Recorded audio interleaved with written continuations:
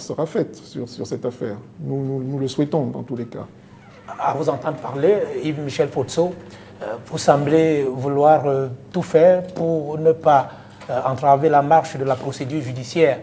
Je voudrais me permettre de recueillir votre réaction par rapport à ce fait qui a été également d'actualité au Cameroun. Les PV de vos auditions à la police judiciaire, on les a retrouvés pratiquement dans la rue et même sur des plateaux de télé. Réaction? Écoutez, je vous avoue que je n'ai pas eu l'opportunité de suivre l'émission ce jour-là. Vous êtes quand même au courant? Je suis au courant et je pense que c'est quelque chose c'est déplorable. C'est pas venu de vous? Monsieur Koum, comment est-ce que ça aurait pu venir de moi? Pour ceux qui connaissent un petit peu comment fonctionnent les procédures, je n'ai pas accès à mon PV d'audition. Donc, en aucun cas, je n'aurais pu disposer de ce document pour le divulguer. Et puis, dans quel intérêt l'aurais-je fait?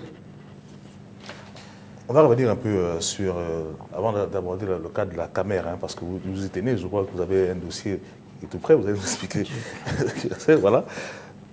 L'opération Épervier, lutte contre la corruption, qu'est-ce que vous en pensez sincèrement, M. Yves-Michel Fotso? Écoutez, l'opération Épervier, telle qu'elle nous est présentée, est une opération salutaire pour le Cameroun. Vous penserez peut-être que c'est une opération salutaire. Je suis un opérateur économique et je peux vous garantir que j'ai été victime déjà de ce fléau, de ce qu'est la corruption. Et pour un pays comme le Cameroun, c'est un fléau qui doit être éradiqué. Et je peux vous assurer que je suis tout à fait... je soutiens cette action et je pense que tout Camerounais de bonne foi devrait soutenir l'action du président de la République, le président Paul Biya, parce que c'est une action courageuse et je dirais même héroïque que ce chantier qu'il a entamé. Même si à l'opinion vous présente comme l'une des victimes ou alors des prochaines victimes de cette opération? Victime, je vous dis non, sinon je ne serais pas là. Prochaine victime, j'ai foi, j'ai confiance aux éléments que... Écoutez, je suis la seule personne incriminée dans toutes ces affaires qui, depuis 4 mois, se présente devant les enquêteurs, devant les juges et tout le monde sans avocat.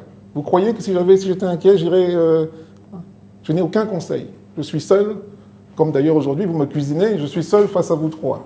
Et bien, sachez que c'est de la même manière que je me retrouve à chaque fois lorsque je suis dans des auditions, soit par les enquêteurs de la police judiciaire ou devant les juges d'instruction. Alors, M. Fotso, on va évoluer. Permettez qu'on croque véritablement dans la pomme en parlant précisément de la caméra, des faits qui... Que je prenne dans mes éléments. De ces faits, je vous en prie, de ces faits qui défraient tant la chronique en ce qui vous concerne principalement. Est-ce que vous pouvez déjà nous dire dans quelles circonstances est-ce que vous êtes nommé à la tête de cette entreprise qui tenait tant au cœur des Camerounais? Vous avez dû vous en rendre compte. La caméra aujourd'hui malheureusement morte de sa belle mort. Dans quelles circonstances est-ce que vous êtes nommé à sa tête? Quand vous dites dans quelles circonstances, vous faites allusion à... Comment ça se fait? Parce qu'à l'époque, c'était quand même inédit. Vous êtes un pur produit du privé. Et ce n'est pas toujours le cas de voir des gens qui, avec votre profil, se retrouver dans l'administration d'une entreprise publique. Comment ça se fait et comment vous l'avez accueilli à l'époque? Bon, écoutez, comment je l'ai accueilli? Je suppose que vous devez vous douter que ce n'est pas un décret qui est sorti à la radio sans m'avoir consulté, justement n'étant pas un fonctionnaire, n'étant pas un administrateur civil.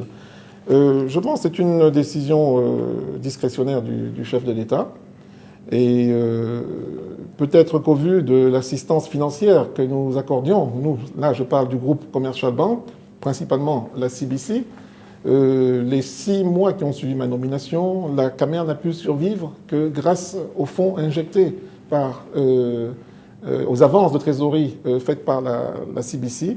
Et peut-être qu'au vu de ces éléments, le chef de l'État a pensé que je croyais en... On a prétendu par ce biais-là, justement, ces injections d'argent